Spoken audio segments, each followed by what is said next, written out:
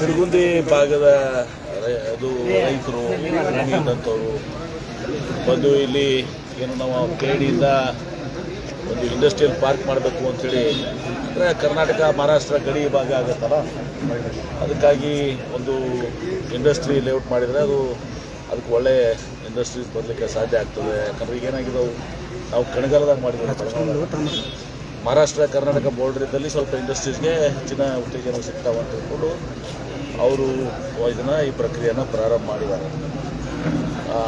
Acquisition ಮಾಡಬೇಕು ಅಂತ ಈಗ ರೈತರು ಈಗ ನಾವು ನೀರಾವರಿ ಯೂಸ್ ಮಾಡೋದ್ರಿಂದ ಅಂತರ್ಜಲ ಹೆಚ್ಚಿಗೆ ಆಗಿದೆ.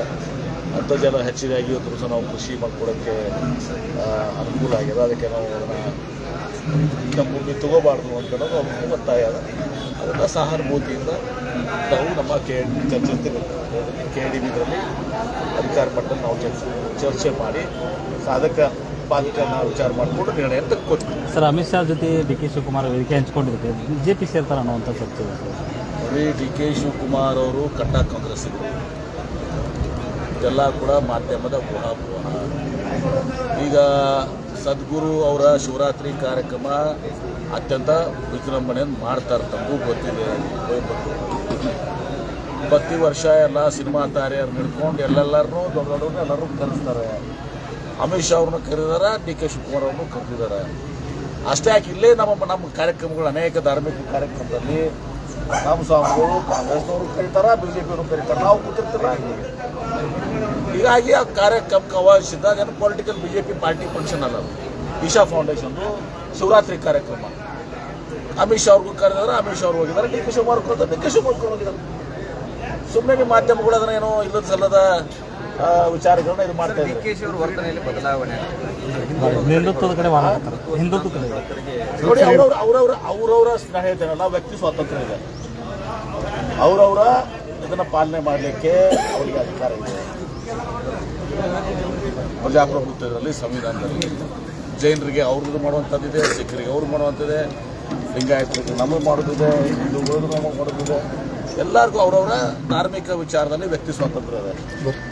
ಶಿವಕುಮಾರ್ ಅವರ ವೈಯಕ್ತಿಕ ಅದು ಪಕ್ಷದ ಅದು ಅಲ್ಲ, ಅಥವಾ ನನ್ನ ವೈಯಕ್ತಿಕ ಅದು ಪಕ್ಷದ, ನನ್ನ ವೈಯಕ್ತಿಕ ಆಚರಣೆ, ನನ್ನ ವೈಯಕ್ತಿಕ ಸ್ಮಿತಿ ಏನಿರ್ತದೆ ಅದು ಬೇರೆ. ಹೀಗಾಗಿ ಒಂದಕ್ಕೊಂದು ಮಿಕ್ಸ್ ಮಾಡುವಂಥ ಅವಶ್ಯಕತೆ ಇಲ್ಲ. ಪಕ್ಷದ ಸಿದ್ಧಾಂತಗಳಿಗೆ ಪಕ್ಷ ಸಿದ್ಧಾಂತದ ಅದಿರ್ತದೆ. ಈಗ ಪಕ್ಷದ ಶಿವಕುಮಾರ್ ಹಿಂದೂಗಳಲ್ವಾ? ಹಿಂದೂಗಳು ಹೌದೋ ಇಲ್ಲೋ? ಮತ್ತೆ ಶಿವರಾತ್ರಿಗೆ ಹೋದ್ರೆ ಏನಿಸ್ತದೆ? ಪಕ್ಷ ಸಿದ್ಧಾಂತ ಇರುತ್ತೆ, ಅದು ಶಿವರಾತ್ರಿ ಮಾಡೋದು. ನಾನು ಶಿವರಾತ್ರಿಗೆ ಹೋಗಿಲ್ವಾ? ಲಿಂಗದ ಗುಡಿಗೆ 770 ಲಿಂಗದ ಗುಡಿಗೆ ಹೋಗಿದ್ದೀವಿ. ಅಲ್ಲಿ ನಮ್ಮ ಬಸಂತ್ ಕುಮಾರ್ ಪಾಟೀಲ್ರದ್ದು ಶಿವಗಿರಿಗೂ ಹೋಗಿದ್ದೀವಿ. ಅಲ್ಲ, ಅಮಿತ್ ಶಾ ಅವರೆಲ್ಲ ಬಂದಿದ್ರು. ಏನು ತಪ್ಪಿದೆ?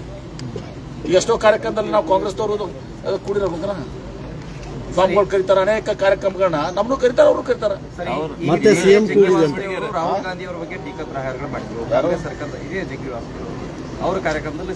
ನೋಡಿ, ಅದು ಜಗ್ಗಿ ವಾಸುದೇವ್ ಅವರು ಇದು ಒಂದು ಭಾಗ. ಇಲ್ಲಿ ಇರುವಂಥ ಕಾರ್ಯಕ್ರಮ ಶಿವರಾತ್ರಿ ಕಾರ್ಯಕ್ರಮ.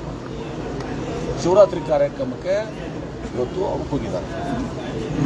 ಇದು ಯಾವುದು ಮಾಧ್ಯಮದವ್ರು ಮಾತನಾಡ್ತಾರೋ, ಕಾಂಗ್ರೆಸ್ ಅಲ್ಲಿ ಇರ್ತಕ್ಕಂಥ ನಾಯಕರು ಮಾತನಾಡ್ತಾರೋ, ನೀವೇ ಅದಕ್ಕೆ ಏನೋ ಕಾಂಗ್ರೆಸ್ನಾಗ ಹಂಗಿಲ್ಲ ಹಂಗೆ ಮಾತಾಡಿರ್ತಾರ, ಮಾಧ್ಯಮದವ್ರು ಅದಕ್ಕೆ ಹಾಕ್ತೀರಿ ಪೆಟ್ರೋಲು. CM ಆಗಿ ಮತ್ತೆ ಅದ್ರ ಸಲುವಾಗಿ ಚರ್ಚೆ ಶುರುವಾಗಿದೆ.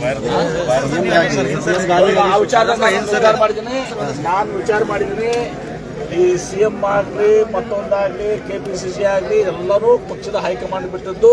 ಇದ್ರ ಬಗ್ಗೆ ನಾನು ಪ್ರತ್ಯೇಕ ಮಾಡಬಾರ್ದು ಅಂತ ಒಂದು ದಿಟ್ಟ ನಿರ್ಣಯ ತಗೊಂಡಿದ್ದೀನಿ. ಮೊನ್ನೆ ಬೆಂಗಳೂರಲ್ಲಿ ಹೇಳಿದ್ರಿ, ನಿಮಗೂ ಹೇಳ್ತೀನಿ, ಸುಮ್ಮನೆ ನಿಮ್ಮ ಟೈಮ್ ವೇಸ್ಟ್ ಮಾಡ್ಕೋಬೇಡ್ರಿ, ಆ ಬಗ್ಗೆ ಪ್ರಶ್ನೆ ಕೇಳಬೇಡ್ರಿ, ನಾವು ಉತ್ತರ ಕೊಡೋದು. ಸರ್, ಬಜೆಟ್ನಾಗ